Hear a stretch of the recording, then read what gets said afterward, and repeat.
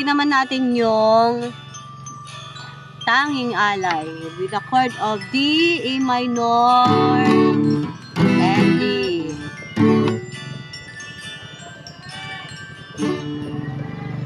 Salamat sa iyo, aking Panginoong Jesus. Ako'y inibig mo at inangking lubos.